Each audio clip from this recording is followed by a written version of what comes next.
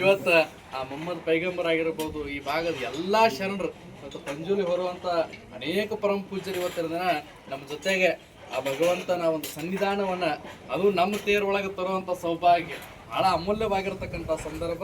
ಜೀವನದೊಳಗೆ ಮರಿಲಾಕಾರದಕ್ಕಂಥ ಸಂದರ್ಭ ಅಂತ ನಾನು ಭಾಳ ಹೆಮ್ಮೆಯಿಂದ ಹೇಳ್ತೀನಿ. ಈ ಸಂದರ್ಭದಾಗ ಇನ್ನೊಂದು ನಾನು ನೆನಪು ಮಾಡಿಕೊಡ್ಬೇಕಾಗಿದ್ದು ಏನಂದ್ರೆ, ಮಾಳಿಂಗರಾಯರ್ ಜೀವದ ಗೆಳೆಯ ಜಿನ್ನಾ ಸಾಬ್ ಅಂತಿದ್ದ. ನಮ್ಗೆ ಯಾರೋ ಭಾಳ ಜನ ಗೊತ್ತಿಲ್ಲ.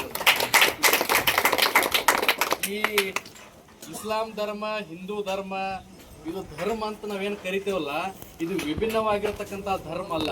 ಧರ್ಮ ಯಾವುದಕ್ಕೆ ನಾವು ಧರ್ಮ ಅನ್ಬೇಕಾಗೈತೆ ಅಂತಂದ್ರೆ, ಯಾರು ಹಸ್ದಿರ್ತಾರಲ್ಲ ಅವ್ರಿಗೆ ಊಟ ಹಾಕ್ತೀರಿ, ಅದು ಧರ್ಮ.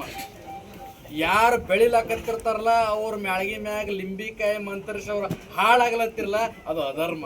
ಇವತ್ತು ಧರ್ಮ ಅಧರ್ಮ ಎರಡ ಅದಾವ. ಏನದಾವು? ಎರಡ ಧರ್ಮ ಅಧರ್ಮಗಳದಾವು. ನಾವು ಯಾರು ಧರ್ಮದಿಂದ ನಡೀತೀವಿ